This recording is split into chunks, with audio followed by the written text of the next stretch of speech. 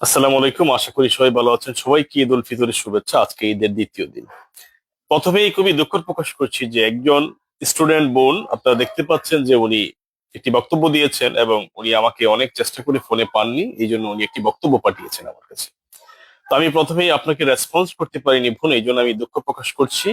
কারণ আমি একা একজন মানুষ, আপনারা জানেন, হয়তো সবসময় সবাইকে রেসপন্স করা সম্ভব নয়। আজকের বিষয়টি হতে পারে হাজারো তরুণীর জন্য একটি শিক্ষণীয় উজ্জ্বল দৃষ্টান্ত। এবং আপনি বলেছেন যে আমার পেজে ভিডিওটি আপলোড করে দিতে, আমি আজকেই এখনই এই ভিডিওটি আপলোড করে দিব ইনশাল্লাহ। কিন্তু আমি চাই এই ভিডিও থেকে শুধু আপনি না, সারা বাংলাদেশের হাজার হাজার তরুণী যাতে একটি শিক্ষা নিতে পারে এবং আপনি যেন তাদের জন্য একটি উজ্জ্বল দৃষ্টান্ত হতে পারেন। আপনার একটা জিনিস জেনে রাখবেন যে প্রতিকারের চেয়ে প্রতিরোধ উত্তম। আমি বলতে চাই একটি কথাই, যে সবসময় আপনারা কোনো ঘটনা ঘটার পরে আপনারা বিচার চাওয়ার জন্য চারিদিকে ব্যাকুল হয়ে যান, বিভিন্ন জায়গায় জায়গায় আপনারা ঘুরে বেড়ান, বিচার প্রার্থী হন। কিন্তু এই ঘটনাটি ঘটার আগে কেন আপনি সচেতন হন না? আজকের বিষয়টি অত্যন্ত ন্যাক্কারজনক একটি ঘটনা। আমি প্রথমেই এই ঘটনার তীব্র নিন্দা ও প্রতিবাদ জানাচ্ছি। এবং যদি এই বোনটির কথাগুলো সঠিক হয়ে থাকে, আমার কাছে মনে হচ্ছে সঠিক, কারণ উনি অলরেডি ভিডিওতে আমি দেখতে পেলাম কিছু মামলার কাগজ এবং কিছু নিউজ পোর্টালের রিপোর্ট, এগুলো এখানে উনি ভিডিওতে উল্লেখ করেছেন। তাহলে আমরা ধরে নিচ্ছি বিষয়টি সঠিক। আমি এই ঘটনার সুষ্ঠু তদন্তের মাধ্যমে সর্বোচ্চ বিচারের দাবি করছি। এবং বিষয়টি নিয়ে আমি খুলনা জেলা প্রশাসক মহোদয়ের দৃষ্টি আকর্ষণ করছি, খুলনা পুলিশ সুপার মহোদয়ের দৃষ্টি আকর্ষণ করছি এবং ফুলপুর থানা অফিসার ইনচার্জ মহোদয়ের দৃষ্টি আকর্ষণ করছি।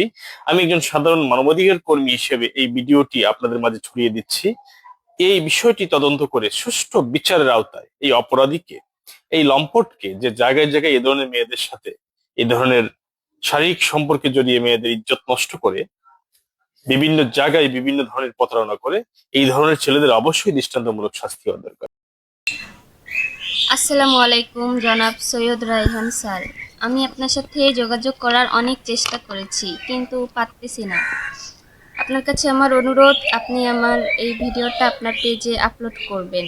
আমার জীবন মরণের প্রশ্ন, আমার আত্মহত্যা ছাড়া আর কোনো পথ নেই।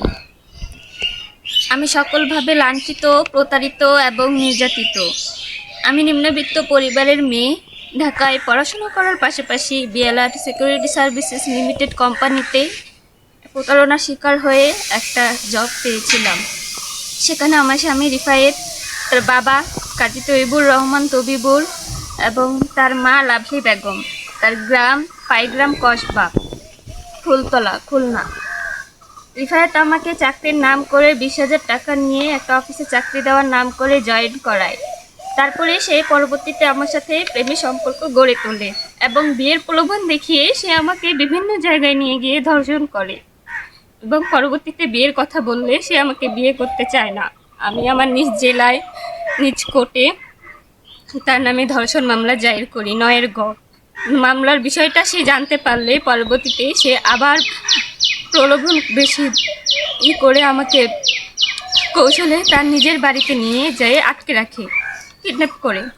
এলাকার মানুষজন আমায় দেখে নানান কথা বললে এলাকার মানুষের চাপে সেই দিন আনুমানিক রাত্রি 11:30টার দিকে এক বাসায় আমাকে মৃত্যুর ভয় দেখিয়ে 2 লক্ষ টাকার কথা বলে 20,000 টাকা কাবিনে বিয়ে করে এবং পরবর্তীতে বিয়ের কোনো কাগজ আমাকে বা আমার পরিবারকে দেওয়া হয়নি। বিয়ের পরপরই শুরু হয় আমার উপর অমানবিক অত্যাচার, শারীরিক এবং মানসিকভাবে সে আমার উপর নির্যাতন করতে থাকে, তার পরিবার সহ, এবং যৌতুকের দাবি করে মারধর করতে থাকে। আমার মাকে আমাকে মেরে ফেলার হুমকি দেখিয়ে বিভিন্ন রকমের নানান রকম কথাবার্তা বলে 1 লক্ষ টাকা সে নেয়। তারপরও আমি নির্যাতনের থেকে মুক্তি পাইনি।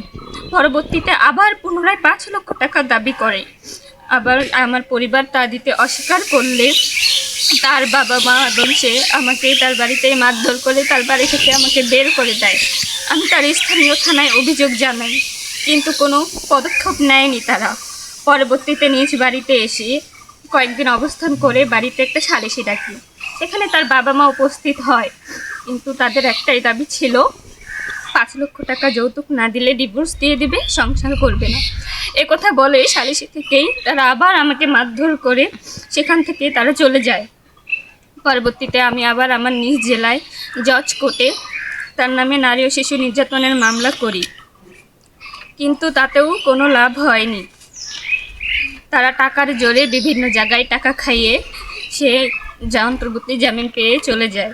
আমাদের মতো সাধারণ ঘরের মেয়েরা আর কত নির্যাতিত হবে? কেন আমি সুষ্ঠু ন্যায় বিচার পেলাম না? আর কত আমরা সাধারণ পরিবারের মেয়েরা আর কত নির্যাতনের শিকার হব? এর শেষ কোথায়? সে পরকীয়াতেও জড়িত ছিল। সে বিভিন্নভাবে আমাকে শারীরিক এবং মানসিকভাবে অত্যাচার করত, নির্যাতন করত, তার পরিবার সহ। তারপরও আমি কেন সুষ্ঠু বিচার পেলাম না? আপনার কাছে আমার অনুরোধ, জনাব সৈয়দ রায়হান স্যার, আপনি আমার এই ভিডিওটি আপনার পেজের মাধ্যমে সারা বিশ্বে ছড়িয়ে দিন এবং আমাকে সুষ্ঠু ও ন্যায় বিচারের পথটা দেখিয়ে দিন। আমি চাই আমার সাথে হওয়া এই অন্যায়ের যেন সুষ্ঠু ও ন্যায় বিচার হয়।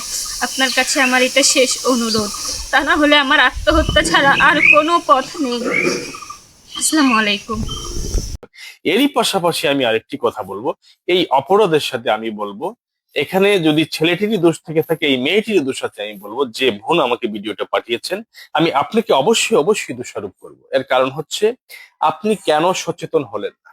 বলুন বোন, আজকে আপনি যদি একটু সচেতন হতেন, আজকে এই ছেলের বাড়িঘর সম্বন্ধে জানতেন, আপনি বিয়ের আগে এই ছেলের সাথে শারীরিক সম্পর্কে আপনি না জড়াতেন, তাহলে আজকে আপনার এই পরিস্থিতি হতো না। আপনি কেন ঘটনাটা ভালো করে জানার চেষ্টা করলেন না, তার সম্বন্ধে জানার চেষ্টা করলেন না? আপনারা মেয়েরা কেন একটা ছেলে বললেই তার সাথে সে আপনাকে বিয়ের আশ্বাস প্রস্তাব দিলেই তার সাথে আপনার শারীরিক সম্পর্কে জড়িয়ে যেতে হবে? এখানে কি আপনার দোষ নেই? আমি জানি আপনি আমার কথায় কষ্ট পাবেন, কিন্তু এটা হচ্ছে বাস্তবতা। এখানে ছেলেটার যেমন দোষ, আপনারও ঠিক একই দোষ আপনার আছে। তারপরেও আপনারা মেয়েরা হচ্ছেন আমাদের মায়ের জাত, বোনের জাত। হ্যাঁ, ঠিক আছে, আবেগের বশে অনেক কিছু করে ফেলেন। আমি আপনাকে একটি উপদেশ দিব বোন, সেটা হচ্ছে দেখুন, আত্মহত্যা মহাপাপ। আপনি একটা জিনিস মনে রাখবেন, এই পৃথিবীতে আপনি আত্মহত্যা করে আপনি চলে যাবেন, কিন্তু এই পৃথিবীর কোনো একজন ব্যক্তিও কারো কিছু যাবে আসবে না। শুধু মনে রাখবেন, একটি সংখ্যা কমে যাবে। বাংলাদেশে যে গণনার জনসংখ্যা, এখান থেকে আপনি একটি সংখ্যা মাত্র। আপনার পরিচয়টা হচ্ছে আপনি একটি সংখ্যা, শুধু একটি সংখ্যা কমে যাবে। রাষ্ট্রের কারো কিছু যাবে আসবে না। ক্ষতিগ্রস্ত হবে আপনার পরিবার। যে বাবা মা আপনাকে কষ্ট করে জন্ম দিয়েছেন, কষ্ট করে লালন পালন করেছেন, একমাত্র ক্ষতিগ্রস্ত হবে তারা, আর কেউ হবে না। এই জন্য আমি বলবো, ভুলকে শুধরিয়ে, ভুল থেকে শিক্ষা গ্রহণ করে আপনি আজকে থেকে নতুন করে জীবন নিয়ে বাঁচুন।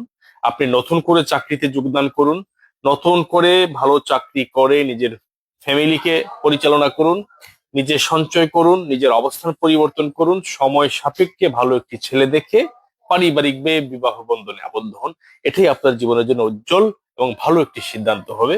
যদি আমার কথাগুলো আপনি গ্রহণ করেন, আপনার জন্য কাজে আসবে ইনশাল্লাহ। আর তারপরও এই সাথে আমি আপনার সাথে যে ঘটনা ঘটেছে, আমি আপনাকে বলবো, আপনি মন খারাপ করবেন না, মন ভাঙবেন না, আমি আপনার সাথে আছি।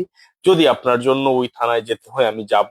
আমি ওসি মহোদয়কে বলবো, আমার সাধারণের জায়গা থেকে এসপি মহোদয়কে যেখানে যেখানে বলা লাগে আমি বলবো। আমার সাধারণের জায়গা থেকে আমি বিশ্বাস করি, আমি ওনাদেরকে আমি যদি আমার পরিচয় দিয়ে কথা বলি, ওনারা আমাকে অবশ্যই অন্ততপক্ষে আমার জন্য হলেও বিষয়টা ওনারা একটু গুরুত্ব সহকারে দেখবেন। কিন্তু আমরা বিশ্বাস করি প্রশাসন অনেক ভালো কাজ করছে। আপনি একজন সাধারণ নারী হিসেবে আপনার বিষয়টি দেখবে। আর যেহেতু আমি এই কাজগুলা করি, আপনি আমার শরণাপন্ন হয়েছেন, আমিও আপনার রেফারেন্স আমি স্যারদেরকে বলবো যে বিষয়টি একটু গুরুত্ব সহকারে দেখার জন্য। এটা আমি ইনশাল্লাহ আমি বলে দিব। কিন্তু আমি আজকের এই ভিডিওটি সারা বাংলাদেশের তরুণীদের জন্য একটি শিক্ষণীয় ভিডিও হতে পারে। আমি তরুণীদেরকে একটা মেসেজ দিতে চাই আপনাদেরকে, যে আপনারা আজকের এই ভিডিওটি দেখে এই বোনের থেকে আপনারা শিক্ষা নিয়ে, নিজেকে ভুল থেকে শিক্ষা নিয়ে আপনারা আগামীর পথ চলা শুরু করুন। এখন থেকে কাউকে, কোনো ছেলেকে বিশ্বাস না করে আপনারা বিয়ের আগে কখনোই আপনার এই দেহকে বিসর্জন দিবেন না, বিলিয়ে দিবেন না। কারণ বোন, জেনে রাখবেন, একটি ঘটনা ঘটে গেলে তা কোনোভাবেই ফিরিয়ে পাওয়া যায় না। আজকে আপনি বিচার চাইতে পারেন, কিন্তু আপনি কি কখনো আপনার এই সতীত্ব ফিরে পাবেন? পাবেন না। এই পৃথিবীর কেউ কি এটা দিতে পারবে আপনাকে? এই ক্ষতিপূরণ পূরণ করতে পারবে? কখনোই পারবেন না। হ্যাঁ, বিচার চান, বিচার প্রার্থী আমি নিজেও। আমি কোর্টের প্রতি শ্রদ্ধাশীল, আমিও চাই এটার বিচার হোক। কিন্তু এতে কি লাভ বোন? কোনো লাভ হবে? কোনো লাভ হবে না। এই জন্য আজকে থেকে আমরা একটি অঙ্গীকার করি, একটি প্রতিজ্ঞাবদ্ধ হই, যে আমরা এই ধরনের রিলেশনে জড়াবো না। আমরা অপরিচিত কাউকে বিশ্বাস করব না। আমরা জানবো, শুনবো, বুঝবো। প্রয়োজনে আমরা যারা জানে তাদের কাছে আমরা পরামর্শ নিয়ে আমাদের জীবনে আমরা আগাবো, তাহলে আমরা ক্ষতিগ্রস্ত হব না। আমি আবারও এই ঘটনার তীব্র নিন্দা ও প্রতিবাদ জানিয়ে শুরু করছি এবং বোনকে বলবো, বোন, আত্মহত্যা মহাপাপ, কখনোই আপনি এই ধরনের সিদ্ধান্ত নিবেন না। আমি আছি আপনার ভাই হিসাবে আপনার পাশে, বাট আপনি নিজেকে নতুন করে তৈরি করে, নতুন করে চাকরি করে নিজেকে আবার আপনি একজন স্বাবলম্বী, একজন সাহসী নারী হিসেবে পরিচয় দিবেন। আমি সাহসীদের পাশে আছি, দুর্বলদের পাশে আমি নই। যে নারীরা নিজেকে শেষ করে দিতে হয় তাদের সাথে আমি নেই। যারা নিজেকে বারবার বারবার বিভিন্ন ধরনের সমস্যা থেকে যে আবার নিজেকে রুখে দাঁড়াবে, তৈরি করবে, তার পাশে আমি আছি। এক কথায় সাহসী নারীর পাশে। সবাই ভালো থাকবেন। আসসালামু আলাইকুম।